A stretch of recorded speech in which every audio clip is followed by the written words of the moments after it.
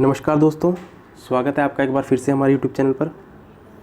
आज की क्लास में हम आईपीसी संबंधित लगभग 100 से प्लस ज़्यादा क्वेश्चन की प्रैक्टिस करेंगे। तो आपको पता है हरियाणा पुलिस का एग्ज़ाम आ चुका है और सब्जेक्ट रिलेवेंट का उसमें लगभग 7 से 8 क्वेश्चन का इस बार वेटेज रहेगा, जहाँ तक मेरे को उम्मीद है। हो सकता है 2 से 3 भी आए, हो सकता है 1 भी ना आए, पर ये थोड़ा असंभव सा लगता है कि 1 भी ना आए। आएगा ज़रूर, अगर आएगा तो अच्छा लेवल वाला आएगा और अच्छा खासा आएगा। ठीक है, जैसे आपने देखा होगा ग्राम सचिव में, ठीक है पूरा एग्ज़ाम आसान डाल दिया और 2 पोर्शन में घुमा दिया, हिंदी और सब्जेक्ट 11 में। ठीक है, इंग्लिश भी बहुत आसान थी। तो आप जितनी मर्जी तैयारी कर लीजिए, आपके 2 पोर्शन आपके लगभग टफ रहने वाले हैं। या टफ क्या रहेंगे आपके? अब पुलिस में क्या टफ रह सकता है आपका? कंप्यूटर, वो आपका कंप्लीट करवा दिया एनसीईआरटी, जो 1-2 क्लास और दे देंगे। और मैथ आपको करवा रखा है पूरा लगभग। सब्जेक्ट 11 आपको करवा दिया है पूरा। ठीक है, जो पेड कोर्स मैंने आपको पूरा डिटेल में सारा कुछ करवा रखा है। और हिंदी में, ठीक है, हिंदी का साहित्य थोड़ा सा बता देंगे, बाकी ग्रामर तो आप खुद कर लोगे। ठीक है, तो आप जितनी मर्जी तैयारी कर लीजिए, आपका 2 पोर्शन तो ना आपका मतलब आप ये कहें कि 2 पोर्शन तो आपका मतलब टफ रहेगा ही रहेगा, जिसमें कंपटीशन होगा। ठीक है, अगर पूरा एग्ज़ाम आसान दे दिया फिर कट ऑफ उसी हिसाब से जाएगी। ठीक है, तो इतना आसान भी नहीं आना चाहिए, इतना टफ भी नहीं आना चाहिए। ठीक है, नॉर्मल जैसे आ रहे हैं वैसे आने चाहिए, तो ज़्यादा बेटर रहेगा। तो सब्जेक्ट 11 में हमने IPC, CrPC, CPC, evidence act, police act. ठीक है, तो एविडेंस एक्ट और पुलिस एक्ट दोनों को मैंने आपको पेड कोर्स में थ्योरी भी करवाई थी और इसके क्या करवाए थे, ऑब्जेक्टिव टाइप क्वेश्चन भी प्रैक्टिस करवाए थे। आपके लगभग सभी क्वेश्चन बन चुके थे आराम से। अब मैं आपको आईपीसी, सीआरपीसी की आपको क्वेश्चन प्रैक्टिस करवा दूंगा। आज की क्लास में हम केवल आईपीसी करेंगे। ठीक है, और एक बात और, ज़्यादा किताबों के चक्कर में, ज़्यादा नोट्स के चक्कर में मत रहना। ठीक है, अभी जितना हो सकता है अपना पुराना ही अब रिवाइज करें तो ज़्यादा बेटर है। जितना मैंने करवा दिया एनफ है, जितना आपने पहले तैयारी करकी थी वो उसको बस रिवाइज कर लें आप। ठीक है दूसरा कि अब हरियाणा जीके पे ज़्यादा फोकस रखना थोड़ा। ठीक है, तो हरियाणा जीके की मैंने कल एक बुक देखी जिसमें क्या नाम था उसका, एकलव्य। ठीक है, तो एकलव्य जो बुक है उसको भाई थोड़ा सोच समझ के पढ़ना। मेरे को वो सही नहीं लगी। क्यों नहीं सही लगी? ऐसा नहीं है कि किताबें ख़राब होती हैं, किताबें सही होती हैं, पर मेरे को सही नहीं लगी। मेरे को इस वजह से नहीं लगी क्योंकि उसमें ना ऐसे फैक्ट हैं, कुछ इतने फैक्ट दिए हुए हैं ना, इतनी फैक्चुअल चीज़ें हैं कि ना तो वो कभी एग्ज़ाम में आई हैं और ना ही कभी उनके पूछे जाने की संभावना है। ठीक है, इतने मतलब अननेसेसरी फैक्ट उसमें ऐड किए हुए हैं, तो उसको इतना पढ़ने की ज़रूरत नहीं है। देख के अपना, अगर आपने पढ़ रखी तो ठीक बात है, तो देख के सोच समझ के पढ़ लेना। बस आपको हरियाणा जीके में प्रीवियस क्वेश्चन करने हैं, जितने भी आए हुए हैं प्रीवियस क्वेश्चन कर लेने हैं। प्लस जो मैं आपको न्यू क्वेश्चन करवाऊंगा ना, अगर कोई हरियाणा जीके का नया क्वेश्चन आएगा तो मैं दावे के साथ कहता हूँ उसी में से आएगा जो मैं आपको करवाऊंगा। बाकी तो कुछ भी पूछ सकता है। ठीक है, और क्योंकि वो सारा मैंने डाटा ऑफिशियल साइट से उठाया है। और डाटा क्या ऑफिशियल साइट से क्या उठाया है वही चीज़ वही है, बस उसमें क्या है, उसी चीज़ को मॉडिफाई करके पूछता रहता है हर चीज़ को। क्लस्टर 1 आपको पता है यमुनानगर में है, हर बार उसको मॉडिफाई करके पूछ लेता है। ठीक है, कभी क्लास या रियासत से संबंधित, कभी देसी मुर्गे, लाल मुर्गे। ठीक है, तो इस तरह से पूछ लेता है। तो हर चीज़ बार जो भी नई चीज़ ऐड होगी ना, वो मैं आपको हरियाणा जीके के नए क्वेश्चन में आपको करवा दूँगा, 1-2 दिन में वो क्लास डाल दूँगा। ठीक है, दूसरा जितना मैंने आपको करवाया है, जैसे मैथ है, मैथ आप पहले फ्री वाला देखें, फिर जैसे मान लीजिए मैथ के मैट्रिक्स देखा फ्री वाले में, पेड कोर्स में उसके क्वेश्चन प्रैक्टिस किए। और आप याद करिए, मैंने जब शुरू में आपको पढ़ाना स्टार्ट किया तो मैंने कहा था कि आप नोट्स बना लीजिए। जैसे ही आप नोट्स बनाएंगे और जिस दिन आपका एग्जाम आएगा और जब आप रिविजन करेंगे उस दिन आपको अपने नोट्स की अहमियत पता चलेगी। कहीं पर हाथ फैलाने की जरूरत नहीं पड़ेगी, क्लास चलती होगी, आपके नोट्स खुले होंगे, रिवाइज करते चले जाना। जिन बच्चों ने नोट्स बनाए होंगे आज वो आराम से टेंशन फ्री होकर रिवाइज कर रहे होंगे। ठीक है, और जिन्होंने नहीं बनाए होंगे वो नोट कर रहे होंगे, टाइम वेस्ट कर रहे होंगे। सीधी सी बात है, ये चीज़ें मैंने आपको 1-1.5 साल पहले बताती थी सारी, और वही सारी चीज़ें आपके काम आने वाली हैं। क्लियर है? तो चलिए आज स्टार्ट करते हैं आईपीसी। देखिए आईपीसी में मैं आज आपको सीधा क्वेश्चन प्रैक्टिस करवाऊंगा। तो इसका जो थ्योरी वाला पार्ट है वो हमने पेड कोर्स में आपको पूरा डिटेल में करवाया था। ठीक है, एग्जाम्पल के साथ पूरा डिटेल में आपको आईपीसी पढ़ाई थी, जिससे आपके लगभग सभी कुछ चीज़ें आपके दिमाग में बैठ जाएं। आज हम उन्हीं बेस क्वेश्चन प्रैक्टिस करेंगे और देखते हैं आपको कितनी वो चीज़ें याद हैं। या यकीन मानिए, अगर आपने वो क्लास ध्यान से सुनी होगी, नोट्स बनाए होंगे अच्छे से, तो वो आपके माइंड में आराम से आसानी से बैठ जाएगा भी। ठीक है, लगभग सभी क्वेश्चन आप सोल्व करने की स्थिति में रहेंगे। ठीक है, चलिए पहला प्रश्न है, वो कौन सी धाराएं हैं जिसमें आदमी की मृत्यु होने पर तो 2 साल की सज़ा, लेकिन पशु मारने पर 5 साल की सज़ा होती है। ठीक है, तो आप याद करिए धारा 304A, ठीक है। तो जो धारा 304A थी उसमें मैंने आपको क्या बताया था कि अगर कोई व्यक्ति उतावलेपन के अंदर, है ना, जल्दबाजी में, उतावलेपन में कोई ऐसी कार्य कर देता है जिससे क्या हो जाती है, उसकी मृत्यु हो जाती है, ठीक है। तो उसके लिए क्या था, 2 साल की सज़ा प्लस में फाइन, ठीक है, 2 साल की उम्र कैद।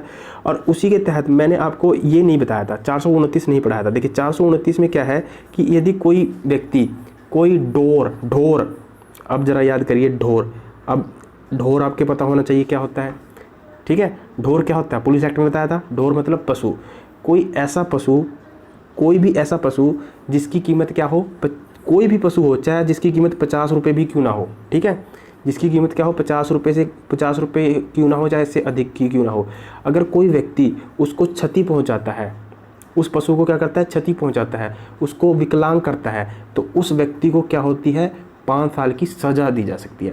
अगर आप किसी कुत्ते को विकलांग कर देते हो मारकर, तो आपके ऊपर 429 के तहत आपके ऊपर मुकदमा चलेगा और आपको 5 साल की सज़ा हो जाएगी। ये भी आईपीसी के तहत दंडनीय अपराध है।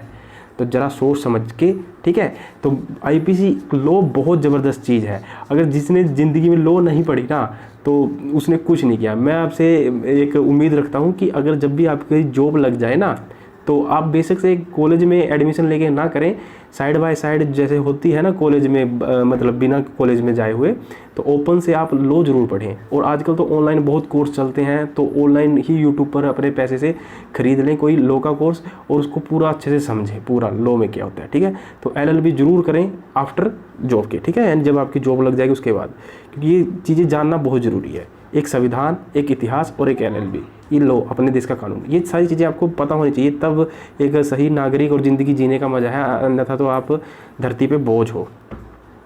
तो इसका राइट आंसर हो जाएगा 304A 429। चलिए अब देखिए कितना ज़बरदस्त क्वेश्चन आया है। लूट व डकैती में अंतर सिर्फ व्यक्तियों की संख्या का है।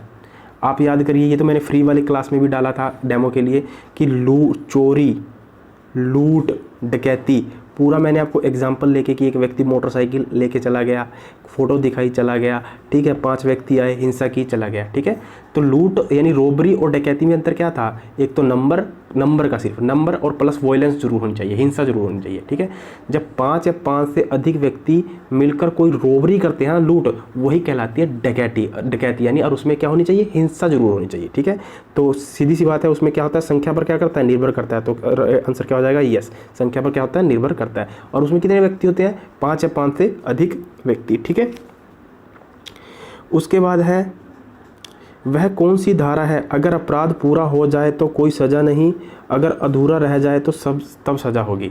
याद करिए, अच्छा इसको थोड़ा समझिए, कौन सी धारा है। अब भाई 302 में तो क्या है, तो 302 में तो क्या था, देखिए 299 में क्या था, कल्पेबल होमोसाइड, ठीक है, यानी आपराधिक मानववाद। और मैंने आपको कल्पेबल होमोसाइड, आपराधिक मानववाद और हत्या दोनों में क्या बताया था, डिफरेंस बताया था। और जबकि मृत्यु दोनों में होती है ना, व्यक्ति दोनों में मर जाता है, बट क्या होती है कि सज़ा का फ़र्क होता है। हत्या में ज़्यादा क्या बोलते हैं, हत्या में अलग सज़ा है, कल्पेबल होमोसाइड में अलग सज़ा है, आपराधिक मानववाद में अलग सज़ा है, ठीक है। तो आपको पता है कि जब मैंने आपको रियल लाइफ में बताया था कि जब कोई व्यक्ति किसी की हत्या कर देता है, ठीक है, तो जो उसका वकील पर फिर उसको, मतलब उस हत्या को उसको पता है कि उसने हत्या की है, तो उसको बचाने के लिए क्या करता है कि उसको फांसी की सज़ा ना हो या ज़्यादा सज़ा ना हो, तो उसको क्या करता है, उसको किस रूप में चेंज करने की कोशिश करता है, आपराधिक मानववाद के रूप में, ठीक है। तो मैंने ये देखिए, ये पेड कोर्स में आपको पूरा डिटेल में आपको मैंने कराया था, तो आप याद करिए। आप ये मत कहना कि मेरे को बताया नहीं गया था, ठीक है। ये मैंने सारी चीज़ें आपको बताई थी ना, तो आपके दिमाग में पूरा मैंने स्टोरी के साथ, पूरा एग्जाम्पल के साथ बताया था कल्पेबल होमोसाइड और मर्डर में क्या डिफरेंस होता है, दोनों में क्या होता है, इंटेंशन का डिफरेंस होता है, ठीक है। और आप यकीन करिए, अगर जिस तरह से मैं आपको चीज़ें करवाई है, अगर इसी तरह से पैटर्न से पेपर आया ना, तो SI में लगभग मेरे बैच में से 50+ बच्चे निकलेंगे SI में।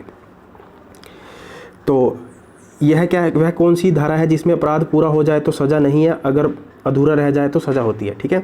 तो 302 तो नहीं हो सकता। 302 में तो क्या था, जो मर्डर है, मर्डर के लिए क्या है, आपने मतलब अक्सर, मतलब सामान्यतः आपने देखा होगा कि जो आप आम बोलचाल में यूज़ करते हो कि इस पर क्या लगी हुई है, 302 लगी है, इस पर हत्या का आरोप है।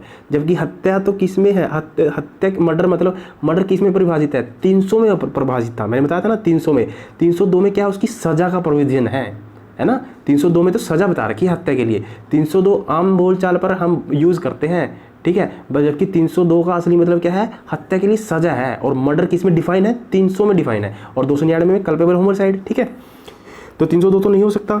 306 में क्या बताया था मैंने, 306 में क्या बताया था मैंने, सुसाइड करना। 306 में क्या बताया था, सुसाइड करना, ठीक है, सुसाइड कर लेना, या हाँ सुसाइड कर लेना, ठीक है। उसके बाद 307 भी मैंने बताया था, हत्या करने का प्रयास करना। 307 क्या था आपका, अटेम्प्ट टू मर्डर, ठीक है। अटेम्प्ट टू मर्डर में आपको बताया था कितने साल की सज़ा होगी, 10 साल की। उसके बाद बचा आपका 309। तो 309 में क्या था, 309 में आपको बताया था ना, हत्या का प्रयत्न करना, आत्महत्या का प्रयत्न करना, यानी सुसाइड की कोशिश करना। अब क्वेश्चन की लैंग्वेज समझिए, वह कौन सी धारा है, अगर अपराध पूरा हो जाए तो कोई सज़ा नहीं। अगर मान लीजिए सुसाइड की कोशिश कर रहे हो, अगर मान लीजिए सुसाइड पूरा हो गया तो कोई सज़ा नहीं, व्यक्ति ही मर जाएगा, ठीक है। अगर अधूरा रह जाए तो सज़ा होगी, है ना। 309 में क्या था आपका, सुसाइड का प्रयत्न करना। अगर आपने सुसाइड का कोशिश की है तो आपको क्या मिलेगी, सज़ा मिलेगी। और कितने साल की, 1 साल प्लस में फाइन। 1 साल का मतलब समझ रहे हो ना, 1 साल का मतलब जेल, है ना, 1 साल की जेल और प्लस में फाइन जो भी होगा। तो राइट आंसर क्या हो जाएगा, 309। ये पूरा आपको मैंने डिटेल में बता रखा है। उसके बाद है अकेली औरत को, मैंने आपको बताया था कि अकेली औरत को गाली देना, ठीक है, अकेली औरत को भद्दा इशारा करना आईपीसी की धारा के तहत क्या है, अपराध है। देखिए गाली देना तो किसी को भी क्या है, अपराध है। और मैंने आपको बताया था कि अगर आप किसी स्त्री की लज्जा को भंग करते हो तो वो भी क्या है, गैर कानूनी है, यानी आईपीसी के तहत क्या है, दंडनीय है। तो किस में है, 509 के अंतर्गत, ठीक है। उसके बाद है सोहन अपनी रिवॉल्वर से मोहन को जान से मारने की नीयत से गोली चलाता है। तो सोहन ने क्या अपराध किया है। यहाँ सोहन मोहन से आपको ऐसा नहीं लेना है, ठीक है, ठीक है। तो आपको तो कॉन्सेप्ट पता होना चाहिए, वहाँ तो कुछ भी हो सकता है। तो सोहन ने मोहन को जान से मारने की नीयत से गोली चलाता है, व्यक्ति की मृत्यु नहीं हुई है, इंटेंशन है, यानी जान से मारने की नीयत से गोली चलाई है। तो क्या किया है, उसका हत्या करने का क्या किया है, प्रयास किया है, ठीक है। हत्या मर्डर करने का क्या किया है, प्रयास किया, अटेम्प्ट टू मर्डर। तो अटेम्प्ट टू मर्डर किस में है, 307 में, और सज़ा कितनी है, 10 साल की, ठीक है।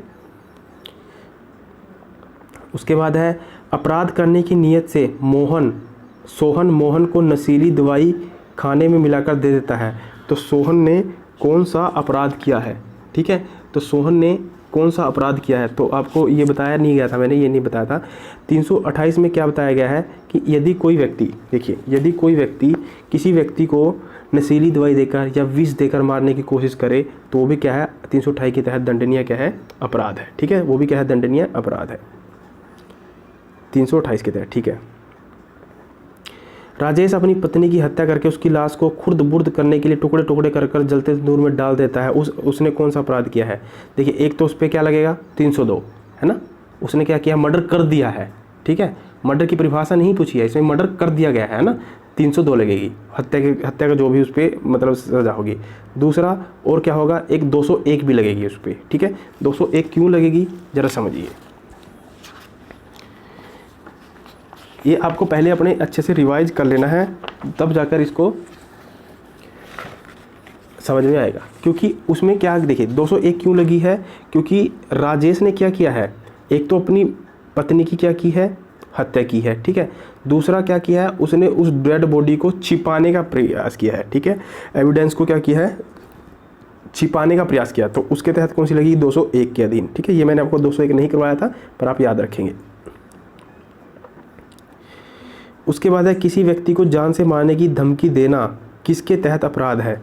तो किसी व्यक्ति को जान से मारने की धमकी देना वो किस धारा के तहत अपराध है, 506 के तहत, ठीक है। तो आईपीसी 506 के तहत किसी व्यक्ति को जान से मार देने की धमकी देना, ठीक है, वो क्या कहलाएगा आपका, धारा 506। उसके बाद है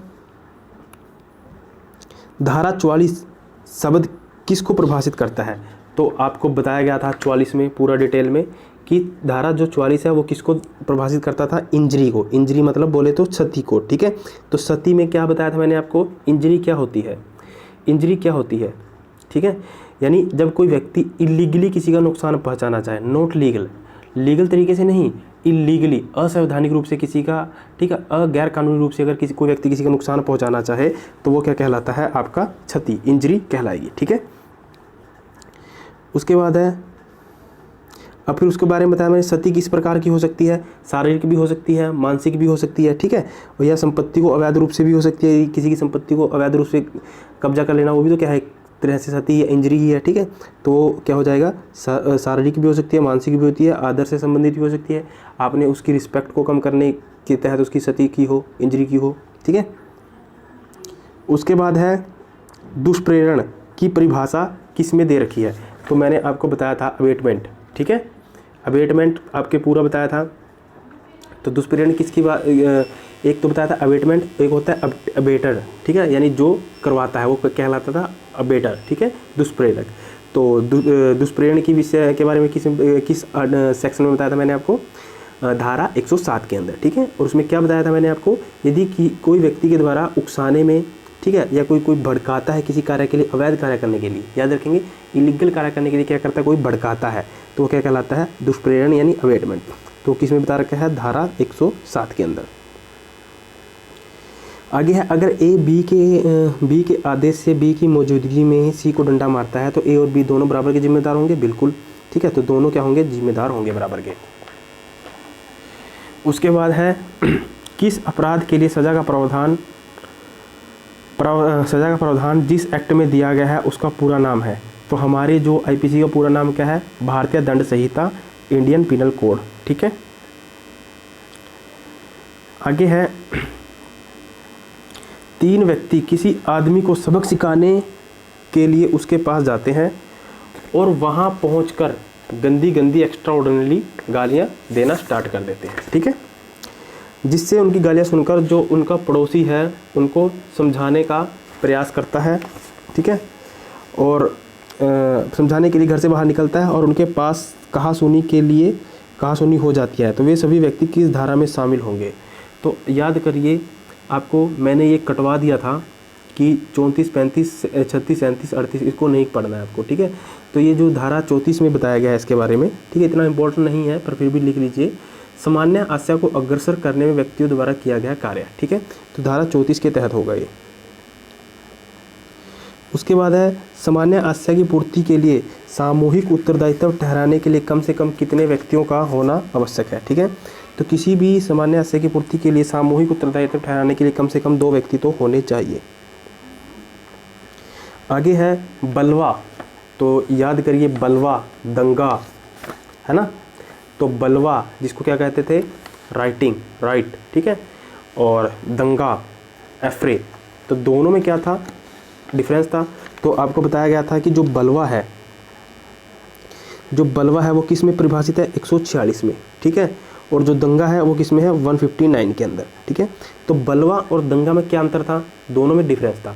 तो बलवा क्या होता है, राइटिंग, यानी जब कोई क्या करता है, 5 या 5 से अधिक लोग, ये भी याद रखेंगे, बलवा में कितने लोग होने चाहिए, 5 या 5 से अधिक लोग अनलॉफुल असेंबली के तहत फोर्सफुली कोई वॉयलेंस करते हैं तो वो क्या कहलाता है, दंगा। ठीक है, यदि 5 या 5 से अधिक लोग, पूरा देखिए पेड कोर्स में जब आपने फी पे की है ना, तो उसमें आपको पूरा डिटेल में बताया गया था, ये बात आपको याद है, कहीं ऐसा तो नहीं है कि अब काफ़ी टाइम हो गया 3-4 महीने कि उसको भूल गए हो। ठीक है, आपको पूरा डिटेल में समझाई गई थी सारी बातें। ठीक है, एग्जाम्पल के साथ हर चीज़ में, मर्डर, चोरी, ठीक है, कल्पेबल होमिसाइड, लूट, डकैती, इन सब में डिफरेंस बताया गया था आपको पूरा डिटेल में एग्जाम्पल के साथ। ठीक है, ऐसे ही नहीं आपको मतलब आपसे फीस ले ली गई थी फ्री में, आपको पूरा उसका मतलब उसकी वैल्यू आपको प्रोवाइड की गई थी, उसको वर्थ दी गई थी आपकी।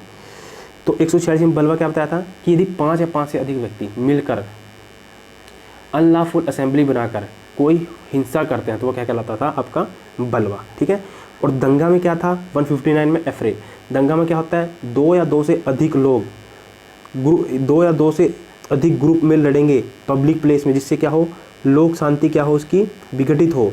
ठीक है, 2 लोग या 2 से अधिक लोग ग्रुप में अगर जब लड़ते हैं, ग्रुप बनाकर, या 2 या 2 से अधिक लोग कि कहाँ लड़ते हैं, ऐसी पब्लिक प्लेस, घर में लड़ रहे हैं तो कोई दंगा नहीं, घर में आप जैसे मर्जी लड़िए, यहाँ याद रखना है पब्लिक प्लेस। ठीक है, अभी हम किसको डिफाइन करें, 159 को, यानी दंगा मतलब एफ्रे। तो दंगे में क्या था, 2 या 2 से अधिक लोग पब्लिक प्लेस में अगर लड़ते हैं जिससे क्या हो, लोक शांति भंग होती हो, तो वो कहलाता है दंगा, और उसके लिए क्या था, 1 महीने की जेल और 100 रुपये का जुर्माना। ठीक है, सेम बलवा के लिए क्या था, 2 साल की जेल और प्लस फाइन, ठीक है। तो बलवा 146 में, बलवा में 5 लोग, 5 से अधिक, और इसमें दंगा में 2 या 2 से अधिक लोग, और 5 या 5 से अधिक लोग हो जाएंगे तो वो क्या बन जाएगा, बलवा यानी राइटिंग, रॉइट, ठीक है, राइटिंग, ठीक है। और एफरे दंगा। आगे है 5 या 5 से अधिक व्यक्तियों द्वारा कानूनी प्रक्रिया को लागू करने से रोकना कहलाता है असंवैधानिक समूह। 5 या 5 से अधिक व्यक्ति अगर इकट्ठे होकर किसी लीगल ऑर्डर को पास होने से या रोकते हैं तो वो कहलाता है असंवैधानिक समूह, अनलॉफुल असेंबली, ठीक है। आगे है हंगामे में व्यक्तियों की संख्या होनी चाहिए। हंगामा मतलब दंगा, ठीक है, हंगामा मतलब दंगा। तो दंगा अभी हमने बताया 159 में कितने व्यक्तियों की संख्या होनी चाहिए, 2 या 2 से अधिक। हंगामा के लिए कौन सा स्थान आवश्यक है, तो दंगा के लिए कौन सा स्थान आवश्यक है, अभी बताया ना, पब्लिक प्लेस होना चाहिए, ठीक है, पब्लिक प्लेस होना चाहिए, सार्वजनिक स्थल होना चाहिए, तभी दंगा माना जाएगा। घर में 2 व्यक्ति लड़ रहे हैं तो कहेंगे दंगा, दंगा वंगा नहीं होगा वो, ठीक है, घर में वो होगा क्लेश, तो वो अपना देखें, ठीक है। पब्लिक प्लेस जरूर होना चाहिए। सारी बातें अभी आपकी बननी चाहिए सारी, ठीक है, फटाफट। उसके बाद है क ख आम रास्ते में लड़ते हैं और इस प्रकार से सार्वजनिक शांति क्या हो जाती है, भंग हो जाती है। तो बताइए दोनों ने किस धारा के तहत क्या किया है, अपराध किया है, ठीक है। क और ख आपस में लड़ते हैं जिससे क्या हो, सार्वजनिक शांति क्या हो जाती है, भंग हो जाती है। तो क और ख ने, ठीक है, तो कौन सी सार्वजनिक शांति में, तो बताइए किस धारा के अंतर्गत उनको अपराध दिया जाएगा, यानी अपराध क्या है, दंड दिया जाएगा। देखिए अगर यहाँ ये पूछा जाए कि उन्होंने दोनों ने कौन सा अपराध किया है, किस धारा के, अपराध तो किया है दोनों ने आम रास्ते पर लड़ते हुए, ठीक है, और अगर अपराध किया है तो दंड मिलेगा, ठीक है। तो अगर अपराध पूछा जाए कि अपराध किसके तहत किया है, तो ये क्या है, दंगा है 159 के तहत। बट अगर मान लीजिए ये पूछा गया क्वेश्चन में, जैसे इसमें पूछा गया कि दोनों ने यहाँ कट रहा है कि अपराध के लिए कौन सी सज़ा दी जाएगी, ठीक है, तो यहाँ क्या पूछी गई है, सज़ा पूछी गई है। तो दंगा के लिए सज़ा किस में है, 160 में, क्या है आपको बताया, 1 महीने की जेल प्लस में 100 रुपये फाइन। उसके बाद है विधि विरुद्ध जमाव में व्यक्तियों की संख्या होती है। तो विधि विरुद्ध यानी लॉ के अगेंस्ट अनलॉफुल असेंबली में अगर कोई विधि विरुद्ध जमाव इकट्ठे करते हैं लोग, तो उसमें संख्याओं की, व्यक्तियों की संख्या कितनी होती है, 5 या 5 से अधिक। 5 या 5 से अधिक व्यक्ति मिलकर अगर कोई विधि विरुद्ध जमाव करते हैं तो वो कहलाता है आपका अनलॉफुल असेंबली, ठीक है, यानी 5 या 5 से अधिक व्यक्ति। उसके बाद है लोक सेवक को झूठी सूचना किसी व्यक्ति को क्षति पहुंचाने की दृष्टि से, ठीक है, लोक सेवक को झूठी सूचना किसी व्यक्ति को क्षति पहुंचाने की नीयत से किस देना किस धारा के अंतर्गत आता है, तो किसके आता है, 182 के तहत, ठीक है, 182 के तहत। उसके बाद है बलवा की परिभाषा किस में दी गई है, तो बलवा भी मैंने बताया राइटिंग, राइट, ठीक है, राइट्स क्या होता है, 146 के तहत। आगे है यदि किसी असंवैधानिक समूह द्वारा अपने उद्देश्य की पूर्ति के लिए शक्ति या हिंसा का प्रयोग किया जाए तो उसे क्या कहा जाता है, बलवा, ठीक है। दंगा तो 2 या 2 से अधिक व्यक्ति, यहाँ क्या है, असंवैधानिक समूह, और असंवैधानिक समूह की परिभाषा में ऊपर पड़ी 5 या 5 से अधिक लोग, और बलवा में भी क्या होता है, राइट्स में भी क्या होते हैं, 5 या 5 से अधिक लोग, कम से कम 5, अधिक से अधिक ज़्यादा जितने। दंगा नहीं हो सकता, हिंसा नहीं हो सकती। दंगा में क्या होता है, 2 या 2 से अधिक लोग, जो कहाँ पे हो, पब्लिक प्लेस पे, ठीक है। तो यहाँ पे अगर आप सोच रहे हो कि दंगा हो सकता है, दंगा नहीं हो सकता। क्यों नहीं हो सकता, क्योंकि यहाँ क्या लिख दिया, असंवैधानिक समूह। तो असंवैधानिक समूह यानी अनलॉफुल असेंबली की परिभाषा क्या है कि 5 या 5 से अधिक लोग, तो यहाँ आंसर क्या हो जाएगा, बलवा। उसके बाद है यदि 2 व्यक्ति किसी बस अड्डे पर आपस में लड़ते हैं जिससे आम आदमी को परेशानी होती है। देखिए 2 या 2 से अधिक व्यक्ति, 2 व्यक्ति लड़ रहे हैं बस अड्डे पर, और बस अड्डा क्या है, पब्लिक प्लेस है, और जिससे क्या हो रहा है, लोक शांति क्या हो रही है, भंग हो रही है, यानी आम आदमी को परेशानी हो रही है, तो वो क्या कर रहे हैं, दंगा कर रहे हैं, ठीक है। तो दंगा किस में, 159 में। आगे है एक सरकारी नौकर यह हुक्म देता है कि किसी खास सड़क से कोई जुलूस नहीं निकलेगा, ठीक है, क्योंकि उस सरकारी नौकर को यह हुक्म देने का क्या है, अधिकार है, और अजानबूझकर उस हुक्म को नहीं मानता है और जिसे दंगा होने का खतरा पैदा हो जाता है, तो उसने कौन से तहत अपराध किया, 188 के तहत किया है अपराध। किसके तहत किया है, 188 के तहत किया है, क्योंकि जो लोक सेवकों के आदेश होते हैं वो किस में डिफाइन कर रखे थे, 188 में। आगे है आईपीसी की धारा 268, ये किसका प्रावधान करती है, ठीक है। देखिए चोरी नहीं हो सकता, चोरी तो किस में था, आपको बता रखा था पूरा डिटेल में, ठीक है। चोरी नहीं हो सकता 268 में, तो 268 में क्या होगा, ज़रा दिमाग लगाइए, ठीक है, दिमाग लगाइए। 268 में क्या होगा, सार्वजनिक कष्ट, है ना, सार्वजनिक कष्ट। और सार्वजनिक कष्ट को मैंने क्या बताया था 268 में, याद करिए कि सार्वजनिक कष्ट यानी पब्लिक न्यूसेंस, लोक न्यूसेंस बोला था ना, यानी किसी कृत्य से पब्लिक को क्या हो, प्रॉब्लम हो, ठीक है, यानी ऐसा कोई कृत्य जिससे क्या हो, किसी पब्लिक को क्या हो, प्रॉब्लम हो, वो क्या कहलाता है, सार्वजनिक कष्ट। और इसको इंग्लिश में क्या बोलते हैं, पब्लिक न्यूसेंस, पब्लिक न्यूसेंस, ठीक है, ये पूरा आपको बताया गया था। उसके बाद है, यदि कोई व्यक्ति खाने पीने की चीज़ में कोई गैर चीज़ मिलाकर बाजार में बेचे तो वह क्या होता है, स्वास्थ्य के लिए क्या होता है, हानिकारक होता है। तो वो किस में है, ठीक है, ये किस में बताया गया है, तो ये बताया गया है 272 में, IPC 272 में। ये मैंने आपको करवाया नहीं था, छुड़वा दिया था, तो ये आप याद रखेंगे कि अगर कोई इस तरह का सामान, मिलावट सामान बेचे तो ये भी IPC के तहत दंडनीय अपराध है।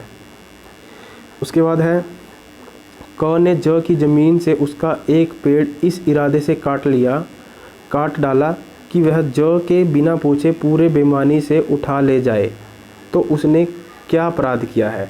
तो अब ज़रा दिमाग लगाइए, ये क्वेश्चन क्या कह रहा है, किसका क्वेश्चन है, डायरेक्ट ना पूछकर इसने घुमा कर पूछ लिया है। ज़रा सोचिए, दिमाग लगाइए, ठीक है, तो दिमाग लगाइए। थेफ्ट, चोरी, चोरी किस में बताया था, 378 में, ठीक है, 378 में, और चोरी के लिए दंड 379 में। अब क ने ज की ज़मीन, अब पहले चोरी का मतलब समझिए। चोरी का मैंने अब क्या बताया था आपको कि एक व्यक्ति किसी दूसरे व्यक्ति की चल संपत्ति क्या होती है, मूवेबल एसेट, जिसको एक जगह से दूसरी जगह ले जा सकते हैं, ठीक है, चल संपत्ति को उसके व्यक्ति के कब्जे से बिना उसकी सहमति से, उसके अधिकार से बिना उसकी सहमति से और बेईमानी की दृष्टि से ले लेता है, तो वो कहलाती है चोरी, थेफ्ट। और थेफ्ट के लिए जो सज़ा है वो क्या है, 3 साल प्लस में फाइन, ठीक है। अब ज़रा समझना, यहाँ क्या है, क ने ज की ज़मीन, क ने क्या किया, ज की ज़मीन से उसका एक पेड़ इस इरादे से काट डाला और ज के बिना पूछे, देखिए चोरी में भी क्या है, बिना पूछे बेईमानी से उसको क्या ले जाता है, उठा कर ले जाता है। तो उसने कौन सा अपराध किया है, तो कौन सा किया है, 378 यानी चोरी की है। और इसके लिए अगर दंड पूछता तो 379, तो राइट आंसर क्या होगा, 378, ठीक है, तो राइट आंसर क्या होगा, 378। उसके बाद है, मोहन सोहन के घर में रेडियो को बेईमानी की नीयत से बिना उसके पूछे उठाकर ले आता है, तो मोहन ने किस धारा का अपराध किया है। देखिए ये चोरी तो है, पर ये क्या है, ये चोरी कहाँ की गई है, घर में की गई है। कहाँ की गई है, घर में की गई है, किसी निवास घर में। तो 380 में इसको डिफाइन किया गया है, ये बहुत इंपॉर्टेंट है, याद कर लेना, दोनों में डिफरेंस है चोरी में भी, ठीक है। तो 378 चोरी की परिभाषा बताता है और 379 उसके लिए दंड की परिभाषा करता है। और 380 क्या करता है, यदि आप किसी के निवास गृह से, निवास घर में अगर आप चोरी करते हैं, उसके घर में से बिना उसकी मर्जी के, बिना पूछे उससे उठा लेते हैं, चोरी तो है। तो किस में डिफाइन है, 380 में डिफाइन है। डकैती में कितने लोगों का होना जरूरी है, पूरा डिस्कस किया हुआ डिटेल में, 5 या 5 से अधिक लोग, ठीक है, तभी वो डकैती बनती है। प्लस क्या हो, वॉयलेंस भी साथ में हो, हिंसा भी साथ में होनी चाहिए। उसके बाद है, यदि कोई व्यक्ति आम सड़क पर पिस्तौल दिखाकर किसी व्यक्ति को क्या कर लेता है, किसी व्यक्ति से पिस्तौल दिखा किसी व्यक्ति से रुपए छीन लेता है या मांगता है, तो वह अपराध हुआ है, किसके तहत हुआ है, तो उसने क्या की है।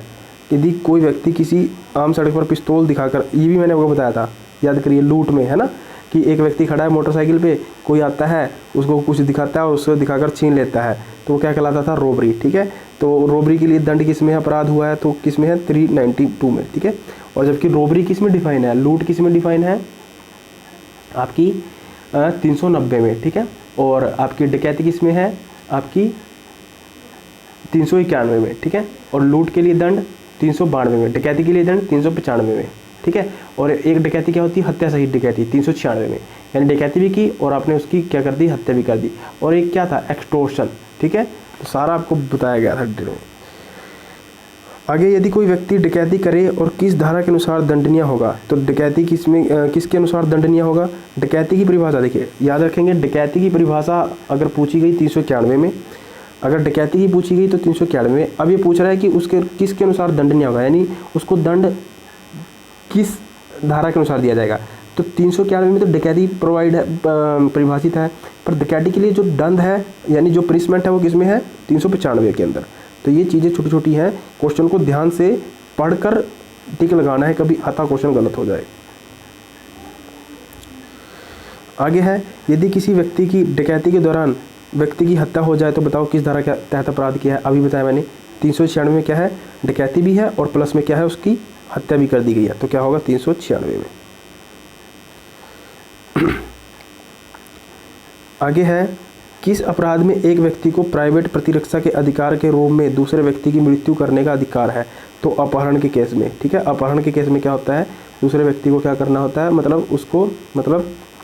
अपहरण केस में क्या होता है कि आपको उस अपनी रक्षा करने के अधिकार में दूसरे व्यक्ति की मृत्यु भी कर सकते हैं। पर मैंने आपको बताया था एक चीज़, याद करिए, कि जब मैंने आपको एग्जांपल देके बताया था कि मान लीजिए राम, उसके घर में कोई चोर आ जाता है और वो उसको बंदूक दिखाकर उसको मारने का प्रयास करता है, और राम क्या करता है, मैं आई थिंक कुछ नाम दूसरा था, अभी समझ लिया ऐसी है। राम क्या करता है कि वो क्या करता है, कुछ डंडा या कुछ ऐसा वस्तु फेंक के मारता है जिससे उसकी बंदूक गिर जाती है, और जाकर उस बंदूक को उठा लेता है, ठीक है। और क्या करता है, वो ऐसी जगह गोली मार देता है अपनी प्रतिरक्षा के संबंध में, जिससे क्या हो जाए, उसकी मृत्यु हो जाए। मान लीजिए सिर में गोली मार दी, ठीक है, तो सिर में गोली मार दी तो वो प्रतिरक्षा नहीं मानी जाएगी, वो क्या माना जाएगा? मर्डर माना जाएगा, ठीक है। क्योंकि अपनी प्रतिरक्षा के लिए वो पैर में गोली चला सकता है, ठीक है, और जांग में गोली चला सकता है, यानी पेट से नीचे गोली चला सकता है, पर पेट से ऊपर अगर गोली चलाएगा तो उसकी हत्या होगी, स्वाभाविक सी बात है, ठीक है। सिर में तो एक ही लगी बहुत है, ठीक है।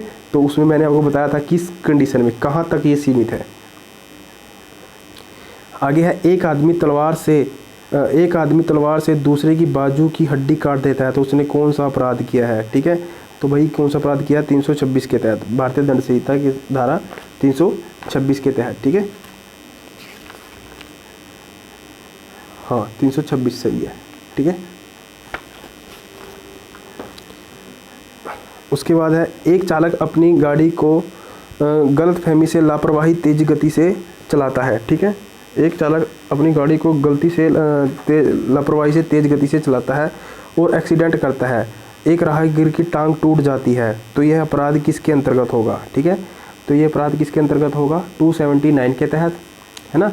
क्योंकि लोक मार्ग पर, यानी जो लोक मार्ग है, लोक मतलब पब्लिक रोड है, उस पर अगर उतावलेपन से आप तेज़ गाड़ी चलाना, वो किस में है? 279 में, ठीक है। और राहगीर की टांग टूट जाती है, वो किस में डिफाइंड होगा? 338 में।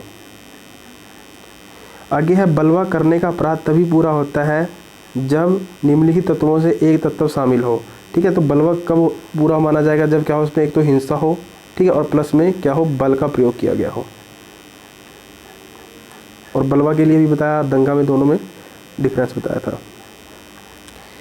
अब देखिए, राम क्या करता है, एक 20 साल की युवती को देखकर अश्लील फब्तियाँ कसता है। अश्लील फब्तियाँ का मतलब अश्लील कार्य करना या गाने गाना। मैंने आपको बताया था ना, पब्लिक प्लेस पर आप ऐसा नहीं कर सकते, ठीक है। अश्लील गाने करता है, तो उसने कौन सा अपराध किया है? तो ये कौन सा अपराध किया है? 394 के तहत, ठीक है। तो 394 के तहत ये अपराध किया, 294 के तहत किया गया है। और मैंने आपको बताया था, अश्लील कार्य करना, अश्लील गाने, और इसके लिए पब्लिक प्लेस पर नहीं कर सकते, ठीक है। तो उसके लिए क्या है? 3 मंथ की सज़ा प्लस में फाइन, ये सारा आपको बताया गया था। रामू दादा एक लड़की को देखकर अश्लील गाना जोर जोर से गाने लगता है, उस लड़की को शोभ होता है कि रामू दादा ने क्या अपराध किया है? तो सीधी बात है, ये 294 में यानी 294 में प्रभाषित है, ठीक है। उसके बाद है, क 10वीं कक्षा पास कर लेता है, ठीक है, और जाली प्रमाण पत्र बना लेता है, और वो क्या करता है? पुलिस में भर्ती हो जाता है, ठीक है। और पुलिस में भर्ती की सिपाही के पद पर हो जाता है, और उसने असली दस्तावेज के रूप में उसे प्रयोग में ले लिया है, ठीक है। तो उसने कौन सा अपराध किया है? तो अब भी देख लेना आप लोग भी कि ये जो क्या बोलते हैं, नकली जो नंबर लेते हैं ना, फ्रॉड, झूठ बोलकर, ये भी अपराध है, ठीक है। एक तो वो नंबर तो कटेंगे, ठीक है, नौकरी तो जाएगी, उसके साथ आईपीसी अलग लगेगी उसके ऊपर, ठीक है। आईपीसी के तहत अलग से कार्रवाई होगी, तो किस में है? 471 में, आईपीसी 471 में, ठीक है, आईपीसी 471 में। आगे है, करतार मोहन की जेब में हाथ डालकर कुछ चुराने की कोशिश करता है लेकिन उसे कुछ नहीं मिलता। तो करतार भारतीय दंड संहिता की धारा का अपराध किया है, ठीक है। तो उसने किस धारा का अपराध किया है? 379 और 511 के अधीन। यदि कोई व्यक्ति दूसरे व्यक्ति को अपराध करने के लिए उकसाता है और उसके उकसाने से दूसरा व्यक्ति अपराध करता है जिसके लिए उकसाया गया और वही नतीजा निकलता है जो उसने उकसाना माना जाएगा, ठीक है। तो ये क्या उकसाना माना जाएगा? बिल्कुल, क्योंकि अगर आपने किसी व्यक्ति को इस इंटेंशन से उकसाया है जिससे आप जो रिजल्ट चाहते हैं वही रिजल्ट मिला, जैसे हिंसा चाहते थे तो हिंसा हुई, तो ये क्या माना जाएगा? अबेटमेंट मानी जाएगी, ठीक है। तो आपको उकसाने वाला कौन होगा? अबेटर, और ये बता दिया आपको भी। आगे है, आप निम्नलिखित धाराओं को देखकर बताएं कि आईपीसी में कुल कितनी धाराएं हैं और आईपीसी की आखिरी धारा क्या है। तो हमने आपको बताया था कि आईपीसी में कुल 511 धाराएं हैं, तो आखिरी धारा भी क्या होगी? 511, ठीक है। उसके बाद है, क ने ख को मारने के लिए उकसाया परंतु ख को नहीं मारा, ठीक है। तो क्या यह दुष्प्रेरण अपराध है? बिल्कुल। तो क्या होगा? उकसाना भी क्या होगा? दुष्प्रेरण होता है, अबेटर होता है, ठीक है। आगे है, डीसी साहब ने जिला में 144 लगाई है, करीब 200 व्यक्ति जानबूझकर 140 का उल्लंघन कर रहे हैं, तो क्या अपराध है? बिल्कुल। आपको पता है 200 व्यक्ति तो हो ही नहीं सकते, 4 या 4 से अधिक व्यक्ति अगर ज़्यादा 144 के तहत मिल जाते हैं तो वो क्या है? अपराध किया है उसने, ठीक है। तो उसको क्या होगा? 188 के तहत क्या दी जाएगी? दंड दिया जाएगा। राजू कमल को सिपाही अदालत में पेश करने के लिए जा रहा है, ठीक है, और ले जाता है और रास्ते में कमल अपने मित्र से बातें करने लग जाता है, ठीक है। राजू कमल सिपाही अदालत में पेश करने ले जाता है और रास्ते में कमल अपने मित्र से बातें करने लग जाता है। राजू को कमल सिपाही, ठीक है, ध्यान से पढ़ना। राजू को क्या है? कमल सिपाही, यानी राजू क्या है? चोर है और कमल क्या है? सिपाही है, कांस्टेबल है, ठीक है। और वो कहाँ ले जा रहा है? उसको पेश करने के लिए, अदालत में पेश करने के लिए ले जा रहा है। और उधर से जो उसके बाद क्या देखा गया? सिपाही क्या करने फ़ोन पे बातें करने लग जाता है और राजू मौके से फरार हो जाता है। तो कमल सिपाही ने क्या अपराध किया है, ठीक है।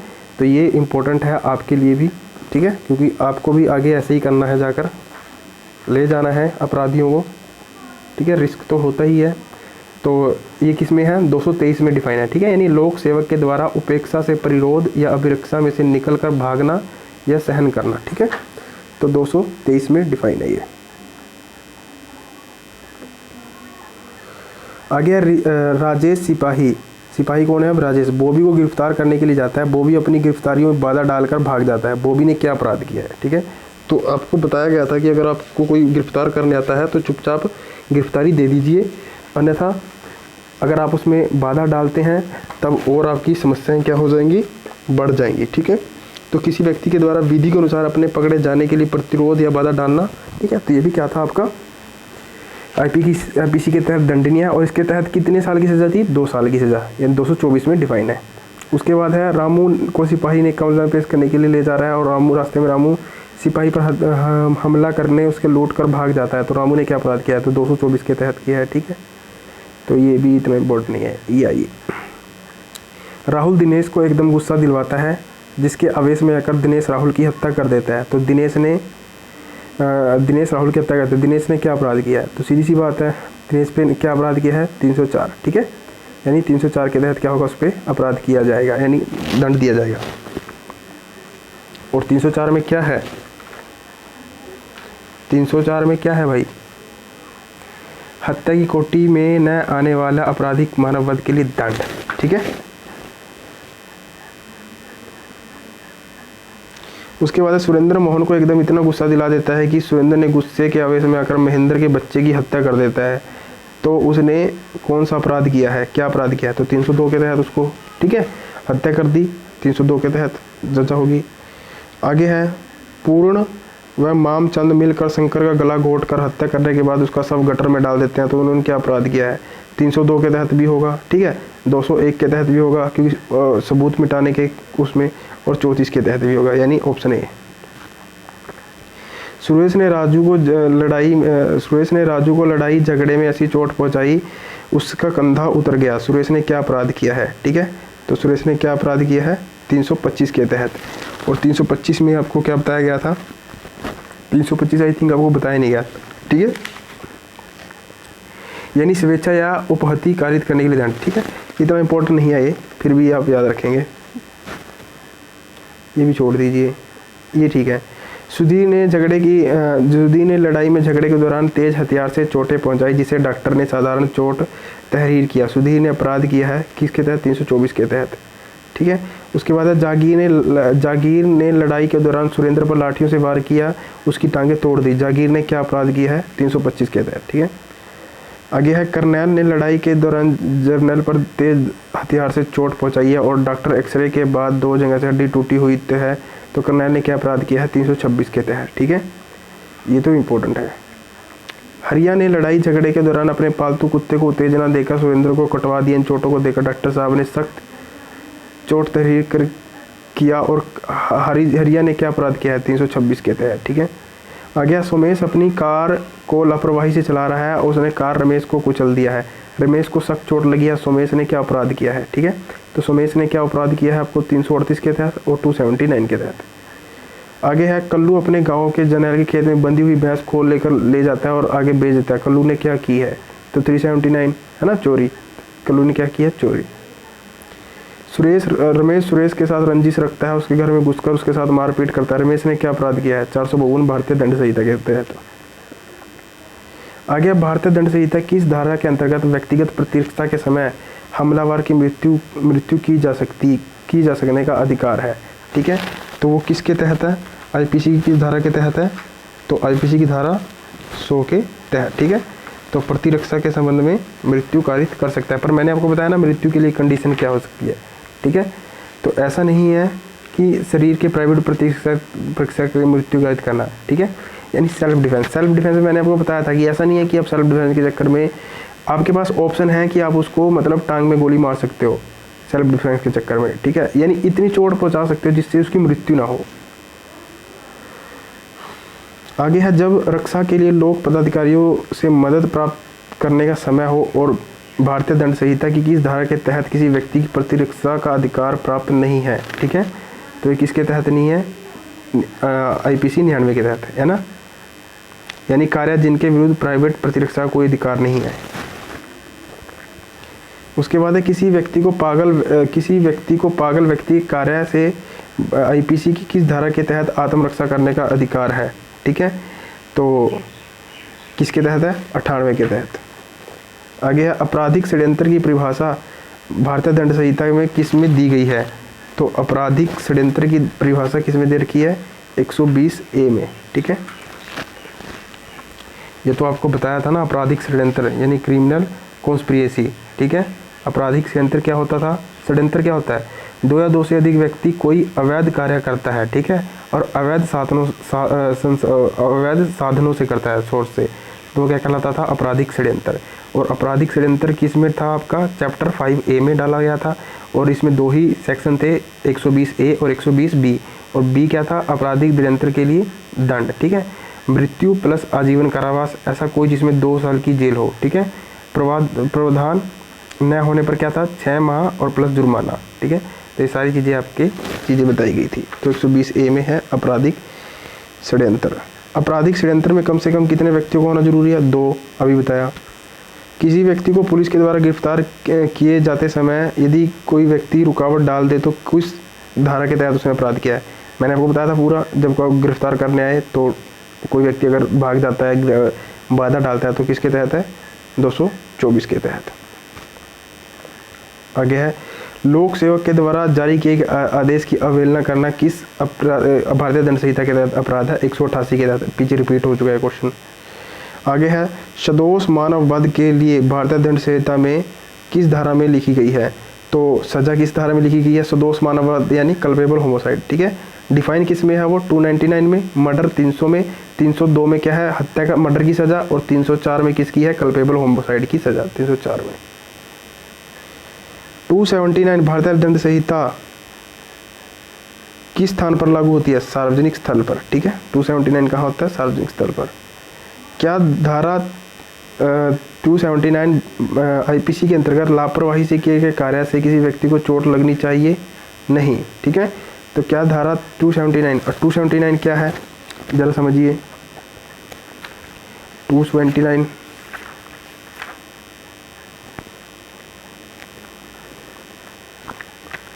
लोक मार्ग पर उतावलेपन से किसी वाहन को चलाना और या हाँकना, ठीक है। यदि मान लीजिए आप पब्लिक रोड पर, है ना, लोक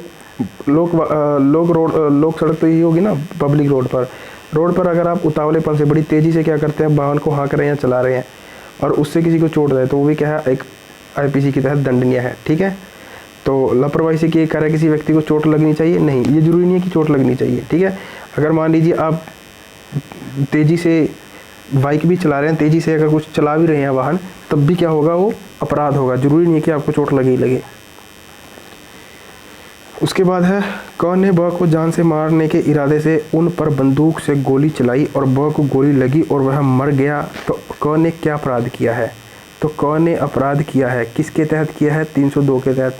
तो 302 के तहत उस पर क्या होगी, सजा होगी। अब यहाँ देखिए ध्यान से, कौन ने बी को जान के मारने के इरादे, है ना, इंटेंशन, और कल्पेबल होमोसाइड और मर्डर में क्या था, इंटेंशन का ही फर्क था, ठीक है।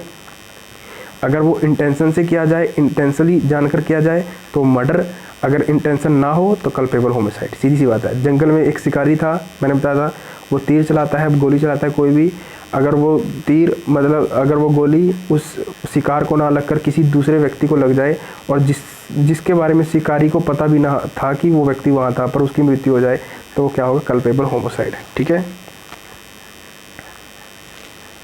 एक पति को उसके घर पर उसकी पत्नी और उसका प्रेमी प्रेमरत मिल जाते हैं, उसने दोनों को अचानक गुस्से में आकर मारा, तो उसने क्या अपराध किया, 304 के तहत, ठीक है। आगे है देशद्रोही की परिभाषा, है ना, देशद्रोही बताया था मैंने आपको 124A में, ठीक है, सेडिशन। आगे है, एक बैंक का अधिकारी बी नाम के व्यक्ति से लोन की रकम जो उसके बैंक से ली थी कि किस्त जमा कराने के लिए उसे मारकर यातना देता है ताकि वह लोन की किस्त जमा करने पर मजबूर हो जाए। बी को साधारण सी चोट आती है, तो बैंक अधिकारी ने जुर्म किया है। देख लीजिए, अगर आपने लोन ले रखा है और आपको बैंक अधिकारी शारीरिक रूप से तंग करते हैं, तो वो भी एक क्या है, बैंक अधिकारी के ऊपर क्या होगा, दंडनीय अपराध होगा 330 के तहत। राम ने श्याम के मुंह पर थप्पड़ मारा जिससे उसे साधारण चोट आई, ठीक है, तो उसमें कौन सा अपराध किया है, 323 के तहत।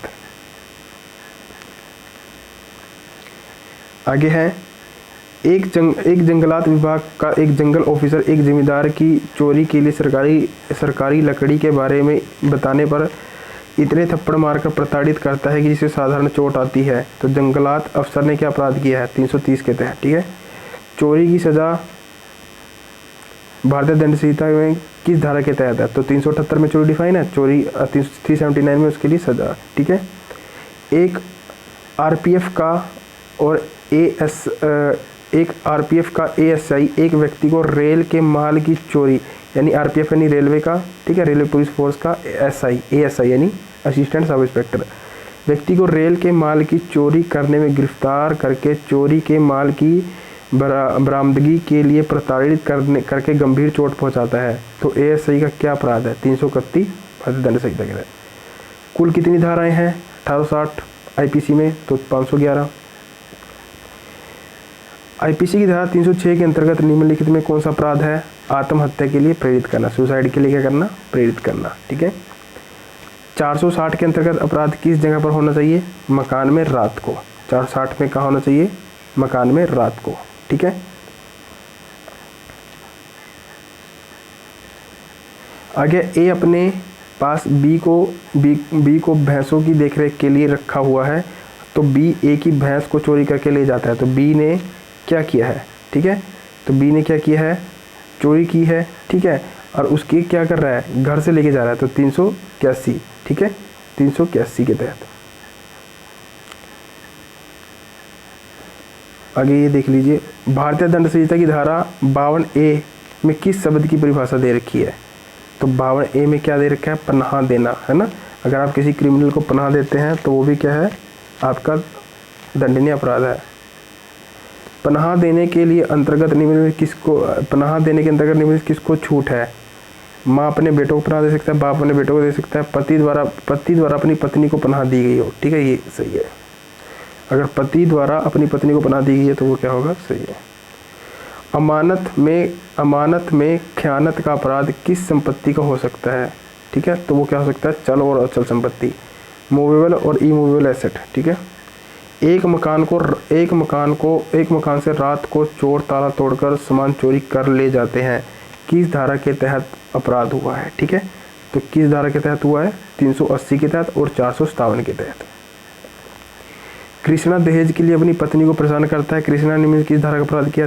498 दहेज के बारे में है, तो बहुत इंपॉर्टेंट क्वेश्चन है ये वाला, बहुत इंपॉर्टेंट क्वेश्चन है। ठीक है, तो 498 में क्या है आपका?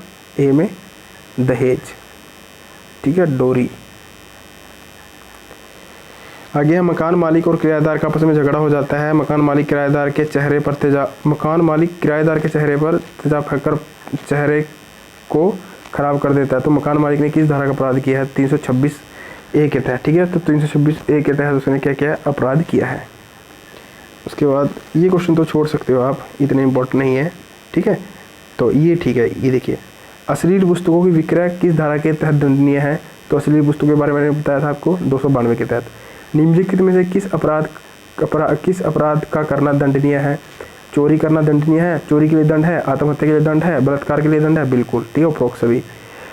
आश्रय शरण दिया जा सकता है केवल एक पति को पत्नी के द्वारा। ठीक है, यानी आश्रय या शरण दिया जा सकता है, पनाह दी जा सकती है किसके तहत? वैसे तो पनाह क्या है? इलीगल। ठीक है, मतलब क्या है? इलीगल। पनाह मतलब जब कोई व्यक्ति कोई जुल्म करता है और अगर आप उसको पनाह देते हैं तो वो इलीगल है, बट एक पति अपनी पत्नी को पनाह दे सकता है। ठीक है, इसके बाद है ए ने बी को खड़ी गेहूं में फसल में आग लगा दी और बी की 1-2 किलो की गेहूं की फसल जलकर राख हो गई, तो ए ने क्या किया है? तो ए ने क्या किया है?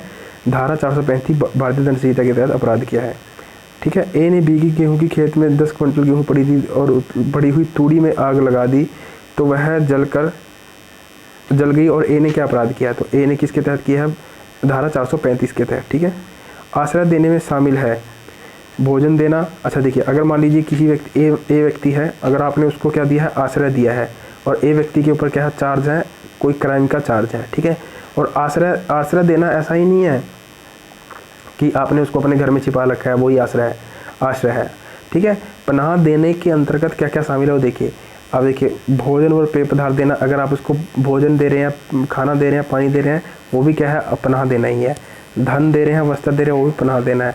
हथियार, गोला बारूद दे रहे हैं, वो भी पनाह है। अपने घर में रख रहे हैं, वो भी पनाह है। ठीक है, तो उपरोक्त सभी इज द राइट आंसर। हमलावरों के एक व्यक्ति को 9 चोटें मारी। हमलावरों ने एक व्यक्ति को 9 चोटें मारी, जिनमें से 2 नाजुक अंगों पर थी। उसने बचाव में अपनी बंदूक से गोली चला दी, जिससे व्यक्ति की मौत हो गई, और ए व्यक्ति का कार्य किस धारा में छूट है? यानी आपको ये क्या है? सेल्फ डिफेंस के बारे में पूछा है, तो सेल्फ डिफेंस में किस में है? धारा 100 में। ए एक कच्चे मकान में रहता है और बी उसके मकान में आग लगा देता है और ए का मकान जल जाता है, तो बी ने किस धारा के तहत अपराध किया है? 436 के तहत, धारा 436 के तहत। एक व्यक्ति अपने आप को बचाने के लिए ख पर घूसों से प्रहार करता है, उस व्यक्ति ने क्या अपराध किया है? तो उसने क्या किया है? 96 के अनुसार कोई अपराध नहीं किया, क्योंकि वह प्रतिरक्षा में किया गया है। ठीक है, तो अपनी सेल्फ डिफेंस के लिए कोई अपराध नहीं किया है। भारतीय दंड संहिता की धारा 98 के अंतर्गत प्राइवेट प्रतिरक्षा सेल्फ डिफेंस का अधिकार निम्नलिखित किन बातों के विरुद्ध प्राप्त है? आवश्यक भ्रमवेश, ठीक है, मतता, नशे में और अनअडल्ट हो। ठीक है, तो इसके तहत क्या है? प्राप्त है। तो उपरोक्त सभी, यानी option D is the right answer. तो ये कुछ इंपॉर्टेंट क्वेश्चन थे दोस्तों। अब इसके बाद हम सीआरपीसी के क्वेश्चन को पढ़ेंगे। ठीक है, और एविडेंस एक्ट भी कर लिया आपका लगभग, और पुलिस एक्ट भी कर लिया, उसके क्वेश्चन दोनों के क्वेश्चन कर लिए। ठीक है, बस इतना आपको करना है सब्जेक्ट लेवल, इससे फालतू नहीं करना है। ठीक है, तो thank you, all the best. हाँ, करंट अफेयर की 2000 प्लस क्वेश्चन की प्रैक्टिस करवा दूंगा मैं 1.5 साल का।